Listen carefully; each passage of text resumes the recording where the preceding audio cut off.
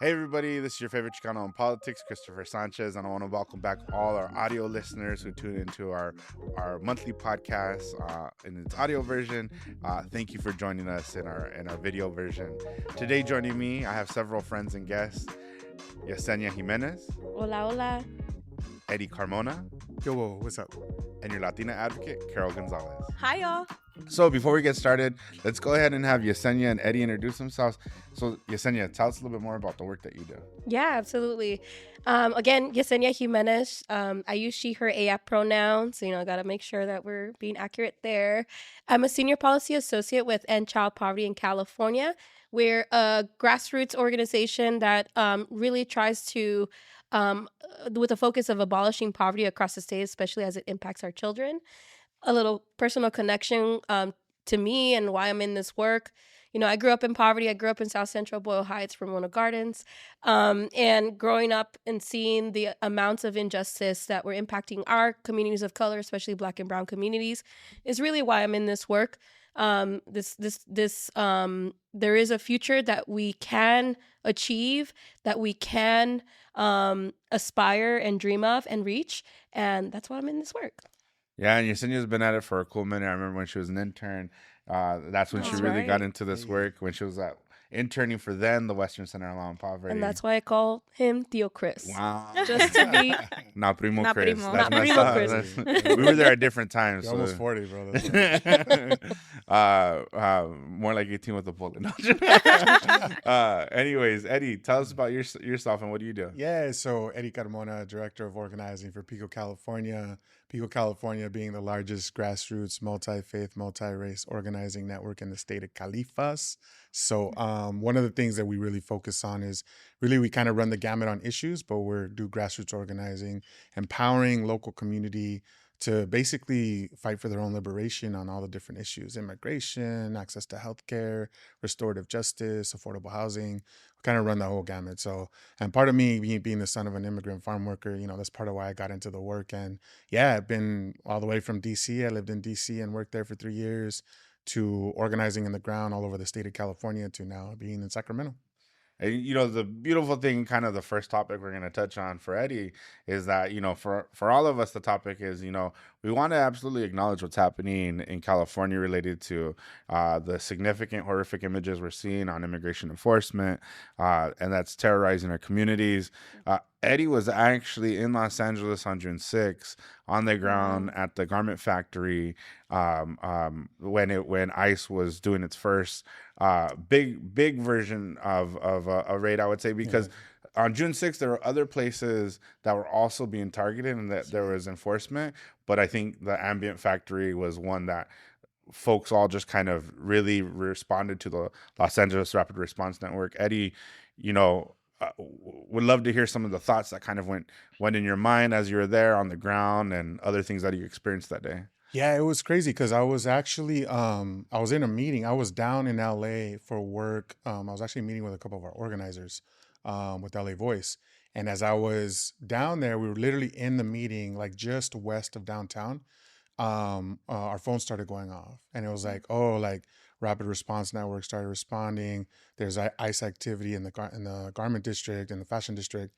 So I was like, oh shoot! Like then we got a message from Father Brendan, who was the pastor at Dolores Mission. And so I told the team, I was like, I'm gonna go down there and see what's going on, because at that point he was saying via his text messages how bad it was and that there was like a militarized presence and everything that we saw on TV. So I headed down there, and number one, it was like super hard to get to because there was traffic blocked off in multiple places. So I kind of had to park. And by the time I got there, they had just finished leaving the ambient factory, and people were there kind of just talking about what happened. And the vibe and the mood was definitely one of like people were fearful. I was talking to people. It was like people said like, we have never seen anything like this. Like this is some kind of new tactic.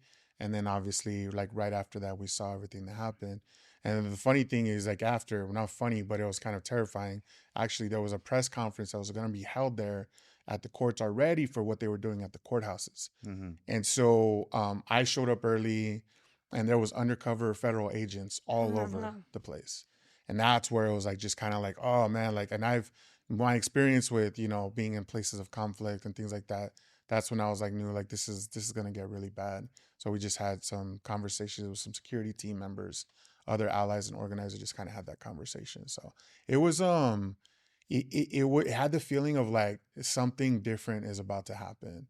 The way that they showed up with a militarized presence, and sure enough, everything that followed that, you know, obviously we saw what happened. So Yeah, and I, continue to be a reminder for everybody, and especially for folks like us who have to continue to remind policymakers that since June 6th has not stopped. right, Yep. In fact, it's been increasing in not Yeah. only Los Angeles, but now has gone to other parts of Northern California. Recently, here in Sacramento, Mm-hmm. but Ventura County, and I think IE. the Inland Central Empire, Valley. Central Valley. Everywhere. And we've seen where the state of California, whether it be the governor, our legislators, and the federal administration, are kind of continuing to have this dialogue between each other, and kind of what I would call flexing on each other on with their social media presence, saying like, look at this video that we put out, and we're not leaving California. And then there's other things like the legislature saying we have a list of bills. The Latino and API caucus sending out a letter to leadership saying there's a list of bills that we can enact and pass today, to protect immigrant communities. So I don't know if there is anything that with the communities that you're working with that you've heard, whether it be precautions that they're taking, or is there anyone that's very supportive of the bills that are moving forward, or are Well, kind of anxious? I'll just first say, as they should, like the legislator, as it should, right? The amount of harm that we are witnessing, brutality that we are witnessing, not only in Los Angeles but across the state, really, requires urgency. It doesn't Yeah. just require a social media press statement. Even right, it has been powerful to absolutely see members like Assemblyman Solache out in the community in his district protesting, and him actually being impacted by pepper spray, right? Not only seeing that type of solidarity, but also movement, action, to do something about it. In terms of what, just in our connections, I feel like so many of us who are up here in Sacramento, especially, mm-hmm. we have communities that we call home. Yeah, For me, my home has always been Los Angeles, and most of my family is still down there. And, like many of us here, we have mixed status families, who are undocumented. And to have like somebody like my niece tell me I'm afraid, I'm afraid to go to school while they were still happening, while children were graduating from elementary school, mm-hmm. and ICE agents were showing up to their graduations. Parents couldn't show up to their children's elementary school graduations because they were so afraid of being taken by ICE. And unfortunately, we have cases where that did happen. And so the amount of atrocities that we are witnessing can't even fully put into words the amount of harm it's causing to our children, to our families, the stress, the trauma that they're experiencing today. And we need our leadership to be prioritizing that with urgency. And so with the legislature, and I think with Senator Gonzalez and Assemblyman Mike Fong, sending out these two letters to the governor, to Senator Pro Tem McGuire, to Assemblyman Speaker Rivas, it shows not only solidarity across the two caucuses, and I think even outside of the caucuses themselves, but a sense of urgency that we're not going to wait until January 1st, 2026, when we're already 6 months into the school calendar year. But we're going to say, once we pass these bills become law. And that's where we really need our 2/3 of the legislative body to agree with us and say, I actually see the urgency of these bills because of the impact it has on my communities, on our children, on our families, etc. And so I really hope they do stand in solidarity with the people of California and ensure that these bills get signed ASAP. Yeah, it's time to push I think the other piece is it's really time to push the envelope when it comes to like established norms in politics. Mm-hmm. And I mean that's what this administration is doing. They're basically saying we're going to rewrite the playbook and just do whatever we want, deploying the military. I mean, to even say that U.S. Marines were deployed to L.A., not only the National Guard, but United States Marines were deployed to Los Angeles. Like, that is unprecedented, right? Like, we never seen stuff like that before, at least not in my lifetime. And I think that both at the state legislature and in Congress, I think our elected officials, our representatives, need to kind of move in a bolder way to say we have to meet this sort of taking the gloves off by this administration the same way and push the envelope on what's possible. And that's the only way. I think continuing to kind of go about the established norms, or we can't do this because of X, Y, or Z. Like, this administration doesn't care about any of that. And when we kind of make the decision, both as a community, but also with our elected officials, we have to respond in kind. Yep. So I agree. I feel like right now it doesn't really matter like what party you're on. I think we should all be more cautious about what it means to be in California or in this country. If this is something that's happening in our own communities, like what's going to happen to you next? Like if you're not part of our community, right? If they're taking citizens, they're taking people regardless of their status. They're not asking questions. Like, doesn't matter. Right now it's brown folks, then what? Like what comes next? And I think just seeing how we're going through this authoritarian regime change it's almost repeating a playbook that we've seen before and in other countries. So it's not anything new. I just think that because there's so much going on, it's hard to stop these things because you don't know what to kind of plug in at, right? And then just historically thinking about how in the 30s there was the decade of betrayals where they were picking up Mexicanos, Mexican people, and taking them back to Mexico regardless of your status too. It was the same thing, and that was less than 100 years ago. And so how do we protect ourselves from repeating our history but also knowing we weren't the only ones, right? Then we have the Japanese internment camps where similarly, because it benefited America, right? I think there should be this bigger fear, and I'm glad that our API caucus is in solidarity with the Latino caucus with the letter and that they're prioritizing these bills. Right.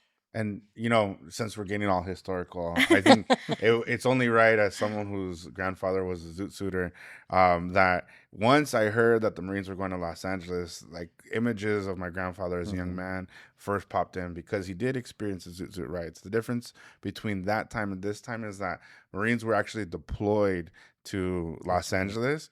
That time, they weren't necessarily deployed, but the sailors from the Navy had full authority to go and beat our folks, my grandfather included.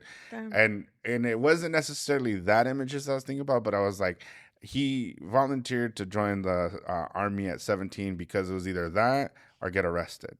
And so thinking about young folks who are in Los Angeles are like, how do I survive? And what are the alternatives for them right now? And, can they don't have, or they may be thinking they don't have protections in schools or at the work site and so forth. And so what are their alternatives right now? And that shouldn't be a reality. And so that's why this letter is so important. And I would say we don't often see a letter like this from certain caucuses or from certain members of the legislature telling leadership like, hey, like, let's do this right away, changing the rules because this is an immediate need. So the president's is also significant in the sense that folks are trying to act like we're beyond press conferences and statements where we need to actually put in place policy. that's right. Yeah, that's right. And I think you especially, Chris, with a lot of the work that you have been doing with our street vendors and our garment workers, I'm curious to hear, what are some of the words that they have for urgency, especially as it relates to what the work you're doing here in Sacramento. I think that, with the garment workers specifically, we have heard from untraditional allies to say, come and educate these workers. Oh, wow. And because it's not about profit, it's about like, I just don't want anything to happen. And sometimes there is that relationship, just real quick, garment factories aren't always the best, but we have had untraditional allies come to us and say like, give us an education, or Mm. you know, please let my folks know when there's another know your rights that you're doing. And then with street vendors, you know, the unfortunate reality is that it's hit or miss. Some of them are not vending. Some of them Mm. are their children are taking up the reins and vending themselves, because being you know, someone who works out in the open is a target, right? We've Yeah. seen the images of folks running up on car wash workers, Yeah. street vendors. One of the street vendors who was detained in Hollywood was someone who was active, had gone to Sacramento to advocate for themselves, and was detained. Right. Wow. So, I'm sorry. yeah. Yeah, I was just in LA this past weekend and the end of last week, and I drove through the fashion district, and it's completely dead.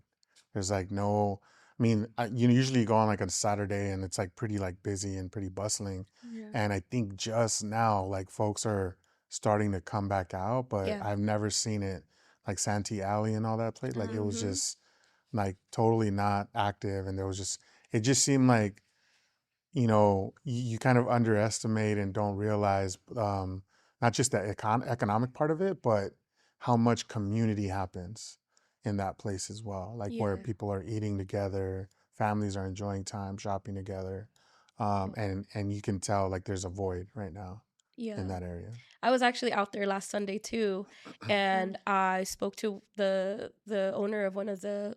I went bridal veil shopping. I'm getting married. I'm getting Hey, married. Congratulations. And I spoke to her, and you know, I wanted to like hear a little bit more about her experience being out here Yeah. since everything that's going on. And she was like, "Yeah, like it's terrifying to be Yeah. working here, but I don't have an option. Yep. Like so many of us who have our open storefronts, like we don't have options but to continue to survive." And seeing also, I don't like, you know, the amount of community and that is developing, right? I want to also honor the fact that people know how to protect each That's other, right. and community keeps community safe, That's and they right. will always do that. And to hear her response to what has been happening in terms of the solidarity that they're seeing across industries, across LA, really, of everyday people showing up and volunteering to be a part of the rapid response network. When there's like a question about, like, I don't know, I see an unmarked vehicle, can somebody go scope it out? People are actually taking the time within their day to go scope it out. And just to hear that directly from her as a storefront owner was really powerful to hear, and how that has helped her decide to come back and open up her store. And then, you know, in terms of the Vigilantes Act, right, she was talking about that too, of like Yeah. seeing masked men, masked people, Mm-hmm. and not having anybody identify themselves, and just like questions about people and how they were taken, and nobody really knows who took them and Right. why they took them, right? So I know that you were going to talk a little bit more about some of the list of bills that got included in the letter, but Yeah, the in the letter, the Vigilantes Act, along with Senator Perez's bill, or I'm sorry, because there's the Wings. Yeah. masking one and this, Yeah. and Yeah. the Vigilantes. So there's Senator Wiener's and Senator Perez's bills, and then there's a lot more. I think some that are a little bit more urgent are the education ones. Yeah. I mean, I could talk about that, but I Yeah. think I also wanted just to talk about the one that Yesenia was talking about. Like my dad, he literally called me. He's like, like we should be concerned about all these people just walking around kidnapping people, and then how they're attacking women too. yeah. Mm-hmm. And I'm like, Dad, we have a bill for you, you know. Yeah. And so it just Have it felt called. good to say like we're working on something, like obviously it doesn't happen overnight, but I think just letting him know like, yeah, someone thought of that already and like it's being worked on. He was like, wow, like y'all acted quick, I was like, but the process takes a long time. And I think that goes back to why I think we're all really excited to see this move, because although they don't all have urgency clauses, it gives us more time to inform our communities of like, hey, if this happens like by this day, whatever it means, at least they'll know. Yeah. And in regards to our schools, I think our students are really seeing the impact, whether it's because of their own parents, their neighbors, their friends, themselves. Like anything can happen to them. So really just applauding Assemblywoman Mitsuchi, Senator Gonzalez, Senator Perez for their advocacy on if ICE comes to their campus, they have to notify the parents and folks that there's ICE on campus. Right. Then there's a second part where it's if they are on campus, they have to have like a legal reason to be on campus, which also puts like another barrier or parameter on like why they're there. And again, that shows again the problem solving happening is not only necessary, but it in some ways I've been, some of y'all have been involved with some of this work, ensuring that they are doing their job and actually passing some of or introducing some of these bills. So just kudos to y'all. To like Eddie, I know that you have been really working with some of these members to make sure that they are acting with urgency. So that's one of the things that happened in LA at one of the schools at the beginning. Oh yeah. They showed up to a school, but the Rapid Response Network down there had done such a great job of training the school staff that all the senoras like at the front office were like, no, you're not coming in here. And they ended up having to call, I think they called the LAPD to come and escort them off campus because they were on some BS that they were saying like, we want to do a welfare check on these students. And it was like just obviously a complete lie. So they were like, no, you can't have access to these folks at all. So, and just a shout out to LAUSD for standing 10 toes on that, 100%. because I was just like, okay, that's how we do it. Yeah. That's how we protect our children and students. So 100%. And you're probably thinking, folks out there probably think, well, who's on that campus that they're looking at? And it's going to be folks who are unaccompanied minors that have arrived, who are trying to go through the asylum process, but the Trump administration is literally dismantling that system. Folks who are going through the special immigrant juvenile status through that process. And those are the folks who are probably on their own, might be with a sponsor and a loved one, and they're old enough for them to be targets because of the way that the federal administration is painting the narrative, right? Because who looks worse in social media? 17-year-old or the unaccompanied minor who's 6 years old, who is also going to court in the same process with them as well and expected to represent themselves. Fortunately, California had put some dollars to have attorneys represent those children of all ages. But in other parts of the country, those children are not going to have representation, whether they be 4 years old or whether they be 17 years old. I think they're just being racist. I don't think they're that strategic to be like, let me go get these kids versus those kids. They're like, where are the brown people?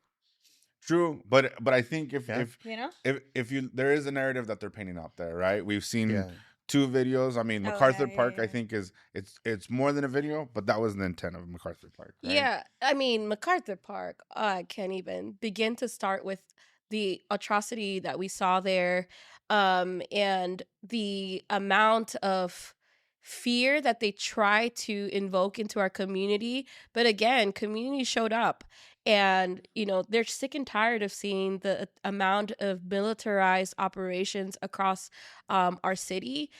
Karen Bass did come out and asked them to leave, and thankfully they did leave, but still a lot of that came from the pressure of community asking for them to leave. But I do want to add one bit here, because Chris pointed out a video that I think it was CBP that put out on Twitter, where they used Kendrick Lamar's DNA to showcase what they did in MacArthur Park. The song DNA. The song DNA. The song DNA. And let's just be clear. Kendrick Lamar, who's born and raised LA for real, he is not for these types of actions. Right. And actually, we were talking about this earlier. He better be suing. That's what we said, because he said people be suing out here. Okay, we need you to sue these folks, Kendrick, we need you suing the federal government. We're for gonna need your song. Using your song to deport. It reminds me of will.i.am too. He came out with a song right this weekend or a couple weeks ago or something. That was a really good song. And for most folks who don't know, will.i.am's like he grew up with Chicanos and the homies. I can't remember if he went to Roosevelt or Garfield. I think he might have gone to Garfield, unfortunately. I don't remember. But I think he might have gone to Roosevelt, hopefully. You know what I'm saying? Which one did you go to? I didn't go to, but that's right. I come from a very long legacy of Rough Riders from the East Los Angeles. I went to Lincoln, so I was never a part of the beef, but I wanted to be. There you go. Always starting pedo on fire. Always. So But good. I will say in their messaging, while they're using fear and other tactics, what they didn't expect and what has clearly been a problem for them is the community response. Community is not about this flexing or Nope. this Right. narrative. It's about movement. And That's like right. the every official in the administration has said, well, they're organized some way somehow. We don't know how they know what we're doing and where we're at, but they're causing us problems to do enforcement. Yeah, like we're not going to let you take our loved ones. Yeah. Yeah. Sorry, it's a history in our communities, right? All over the state. I mean, we dealt with this once before in the previous administration, and when 2016, 2017, when he was elected, the first time. So there have been some established sort of like protocols on the community organizing front to say like, we're going to continue to defend our people. And I think I want to be super clear too about what this is about. Like, let's be clear about this whole charade and political theater that it is for them, the administration. It's all about giving billionaires and corporations Yeah. more money, That right? part. Like this they're using a culture war, a la Stephen Miller and all these other cronies that are in the backdrop, as a way to continue to propel the billionaire class and the major corporations. You look at the stock of Geo Group and Core Civic, who are now looking to build these new detention centers. Oh. Their stock has gone through the roof, right? Yep. That's what this is about. They don't really care. They don't give a shit about what's happening to brown folks or other folks like that are being impacted. They care about lining the pockets of cronies, billionaires, and giving these huge tax cuts, which think we're going to get into that in a little bit as well. So. No, I think that's a perfect segue into, the attacks aren't just literally on the ground, but they're also in policy halls in Washington, D.C., at our nation's capital. As many folks know, the Trump and the Republicans in D.C. have passed what's known as the Big Horrible Bill or Ugly Bill. The Basura The Bill. Basura Bill. I Big think trash that's lie. yeah, right. The lie. The lie, la All the- mentira. and that continues to go into like Yeah. what Eddie was saying about who's benefiting in that bill and who's not benefiting. Yeah. There are cuts and impacts across the board to education, to the environment, to social service programs. And I know some of you have actually done a deep dive in those, and would love to hear some perspective on what do we know about that bill and how is it going to impact Californians. Eddie had some numbers.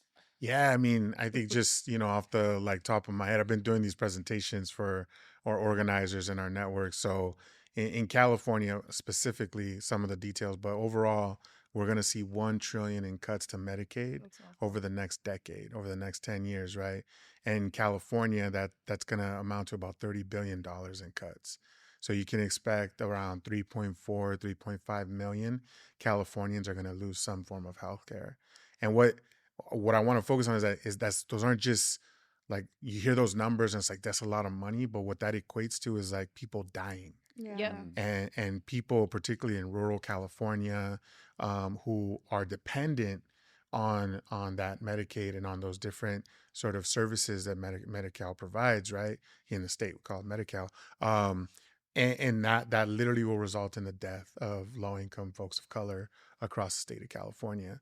I mean, we're talking about, I think more of this is saying it too, $186 billion in cuts to SNAP.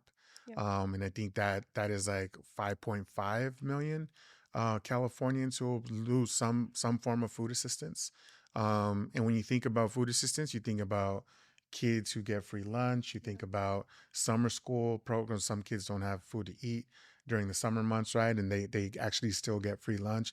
That's like, again, this all results in like, lack of food assistance, kids not being able to go to school and learn, and all of those different things that you can amount. And what for? Again, like $170 billion is going to go towards immigration enforcement. Yeah. So we're going to see this huge influx. They're trying to recruit. We're basically paying Border Patrol agents more than we're paying teachers now. Yeah. And incentivizing deportations and the rounding up of brown and black people too. So anyway, those are some of the numbers, but I think, Carol, you could put some like faces to it, right? Because this is not, I don't want us to get stuck on the numbers. These are huge amounts that result in resources, but it really results in like people losing their life and their well-being being impacted in a serious way. Yeah, I think about when you were talking about the health stuff, I think about the small hospitals are going to have to close, the people in the areas that don't have access, the Planned Parenthoods who won't have resources, the Right. amount of people who depend on different care. And then on the education front, it's going to impact almost everyone in the education space. Yeah. Folks are going to be needing jobs. A lot of federal workers are I I don't know if they'll be laid off, maybe not right now, they might be furloughed. But how does California address all the cuts? There's grants that won't be Right. reinvested in. Schools are expecting these grants to grow their research, pay their staff, support their after school programs. There's so much on the line that I think people are thinking, well, that doesn't impact me. It impacts your kids. Right. It impacts your livelihood in one way or another. I know Yesenia, you'll talk about the safety net, so I won't go too deep into that. But I think if our country wants to be a viable force to be reckoned with in the future, if we're not investing in our education, like what do we have to show for it? So it's really 100%. just disheartening to see that.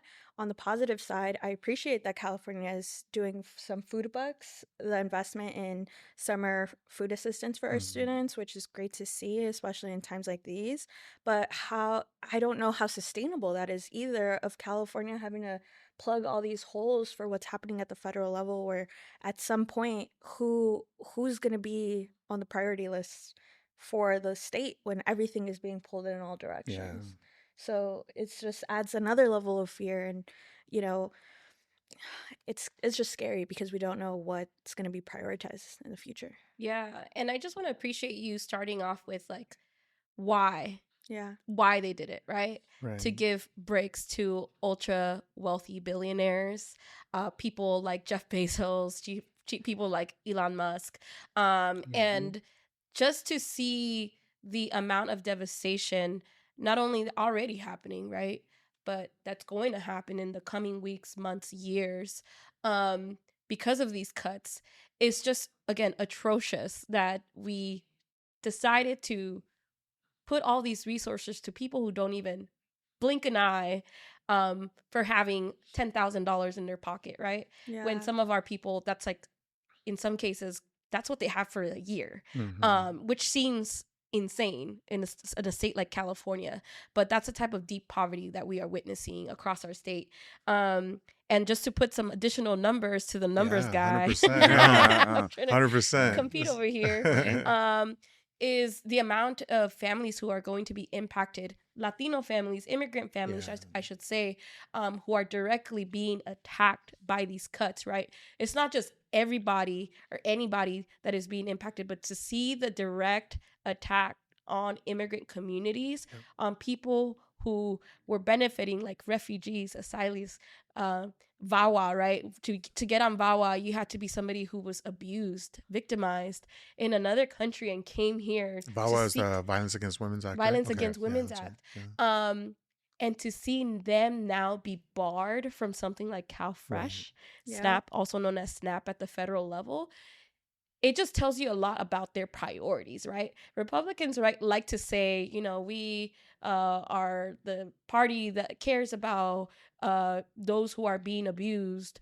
Well, you're over here cutting the resources that are going to domestic violence resources, to the food assistance, housing assistance, medical, etc., that is going to actually support our families. Over 100,000 families we are expecting to now be cut off from CalFresh as a result of what happened in this big ugly bill.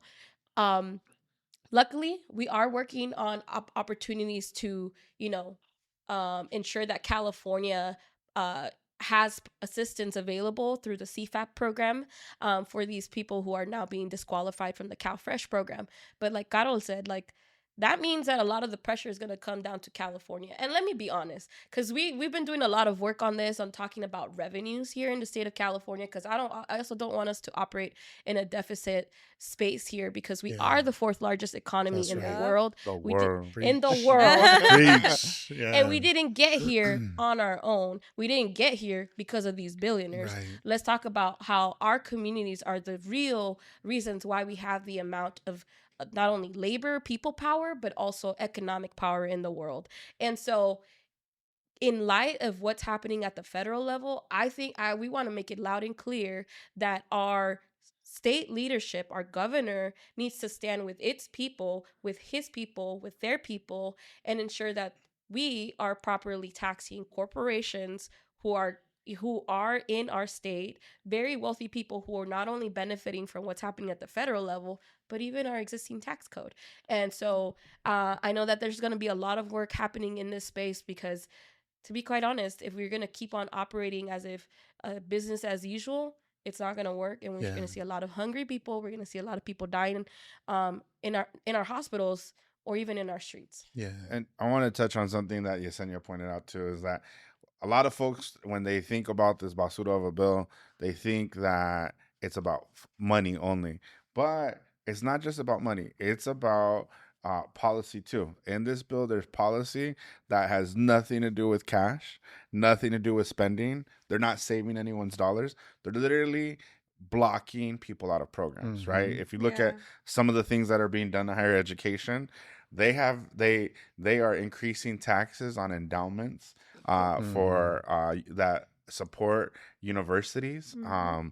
So like say if USC has its own endowment, or the community college has its own endowment, they're going to go from a very, very low interest rate or very, very low interest tax to it's like 1 point something percent to upwards to 8%. And so they're literally going to be taking cash from folks who are deserving of scholarships, whether it be merit based or whether it be through their story or whatever. If you are getting a full ride scholarship, which most of the time only covers tuition, sometimes will cover things like books and housing, sometimes, not all the time, but you'll no longer be eligible for the Pell Grant. Right. And so creating a further of who is eligible for accessing higher education. And then it's, when it comes to SNAP, it's about taking out, foster youth and veterans, right? Veterans, people who serve this country. It's crazy. And then there's other policy that's in there that is just, it's nothing about dollars. And so I think that's the harder piece for folks to get around. And I think the other one I do want to mention is, like, as California needs to respond, California, if you're a child at a school here, you're gonna get served breakfast and lunch no matter what, no questions asked. But for the rest of the nation, that's not true. And now they're cutting breakfast or lunch programs even further, and they're putting more stipulations on who is worthy of lunch, right? So while California, we're going to continue to take care of our own, and we hope that the administration, Newsom's administration and the legislature continue to do so. Sorry, Texas. Sorry, Illinois, and other states like that. Well, it's that whole, this is what I talk about, pushing the envelope, right? I've seen a couple different research institutions that say that California contributes $80 billion more to the federal government in our taxes and all that stuff, right? That actually subsidize the red states across the South, Texas, places like that, who actually have a deficit in what they contribute. So, we probably heard some folks, I think the governor's used as a talking point, others, right? So my thing is okay, that's a fact, that's accurate. Let's push the envelope and actually start exploring what it means to recapture those funds. If we're going to be cut the levels that they're cutting from the federal budget to California, to all our states, let's start taking care of folks in California. Now, I don't want to sound like other low-income communities in other states don't deserve this stuff, but when you're attacking us specifically, you're deploying the military to Los Angeles, you're doing all these things, right? What does it look like for us to say, let's figure out a way to recapture that funds? Now, I'm not an expert on tax code and how all that goes down, but can we have that conversation, right? I mean, I think you're pretty close to it, because immigration code is second to the tax code, and you know that pretty well. By the way, we're not attorneys, right? But so I think you got or tax code. You're almost close to tax code. Yeah. So I think so that's what I mean. We just gotta this administration has basically said, and I even think about some of the fights we've been in for a long time, right? Like SB 1070, right, which was Arizona racial profiling bill. You could pull people over based on the color of their skin, and I think about what's happening now with immigration. They didn't even bother trying to pass a law. They just said, we're going to do it. Yeah. And they say up and down, we're not doing that. We're not racial profiling. It's like, yes, you are. You just didn't even bother to have the public conversation or to go through a policy perspective. You just said, just do it. Just go after brown people, brown and black people. It doesn't matter if they're citizens or not. So like, that's the thing. Like the gloves are off with this administration. How do we take our gloves off too? And that 80 billion, that's a lot of money that could pay for some of these cuts that, are happening in our state. I think there was a governor that said, if you don't give us these resources, then I'm gonna withhold my taxes. Oh, Whitmore said that really early, right? I think it was Whitmore, and I was just like, okay, Governor Newsom, let's talk about it. Let's talk about it. Fourth largest economy. Wait, I'm not gonna lie. I definitely asked Joe Steffenshaw. I did. I asked Joey. I said, so what are the chances? Like, I asked that really early on because I'm like, look, like, if we could do something as a state, why aren't we? Right. So I kind of love that he, like, Newsom did a little public thing on it. I'm like, no, but like, really, like, let's double down because we're getting robbed. Yep. Yeah, we're being robbed as a state. We're It's being our tax robbed dollars. as people who are like hardworking, doing good in this state, providing for our economy. And so, yeah, I just feel robbed. And I think everyone should feel that way right now with all the money that's being funneled into ICE and, all these other investments that they want to make. Low key, why is it costing so much money to open these detention facilities too? Like, it's a profiteering business. It is. They're alligator Alcatraz. Yeah, it's all about money. I feel like they're laundering money at this point 100%. because, like, first of all, why are we even allowing this to happen? Why are we even allowing these to open in California? The fact that they're opening one, what is it, California City, like Kern, this is insane. Like, we shouldn't be allowing this. And then a point that you also brought up a lot earlier about the money that's being going into that versus what we're paying our teachers. During the pandemic, when our teachers were like the front lines, educating our kids, doing the work that no one else was willing to do, we're still not paying them a decent wage. Right. We're still not paying them a decent wage, and we're willing to pay other people to come keep us in concentration camps, basically. That's right.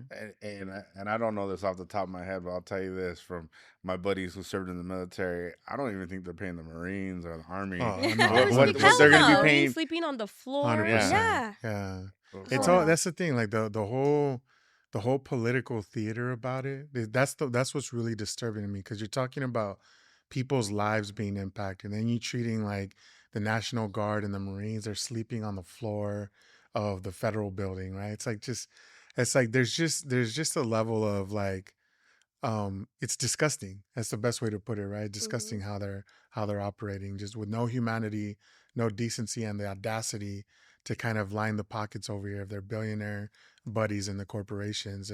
Which again, like, just to remind folks, this is what this is all about when it's all said and done. It's a transfer of wealth, driving us, all these fiscal conservatives, right? We're adding about $4 trillion to the national debt, instead of like there being like, like, oh no, we were spending out of control. It's all a talking point for them, It's like they don't really care about spending, because how much did we spend on all this stuff? And while you can hear the urgency in our voices that California needs to do something, I think one thing I do want to remind everybody listening and watching is that the legislature puts its own deadlines in place. And so when it comes to the Latino and API caucus letter, when it comes to trying to fight back the cuts and impacts from the Basura Bill, the legislature could move as quickly or as slowly as they want to. Those are imposed deadlines. The only deadline that the legislature has that's in I believe the Constitution is related to the budget. Budget needs to be passed by a certain time. Right. But we've talked about that in other episodes. But so the legislature could move quickly on these things, and that's a reminder, because like Nevada, I think takes like 3 months to finish everything, and they don't come back for 2 years. Right. Yeah. Arizona's a part-time legislature. Texas is a part-time legislature. New Mexico's like that. So the for the legislative offices, because as we all know, Newsom's always listening and watching. That they could move as quickly as they want to. Yeah. But before we dive into all that, we're gonna take a brief pause. So stay tuned for the next segment. As we move into some more things that are happening in California state capitol and politics. Hey. Woo.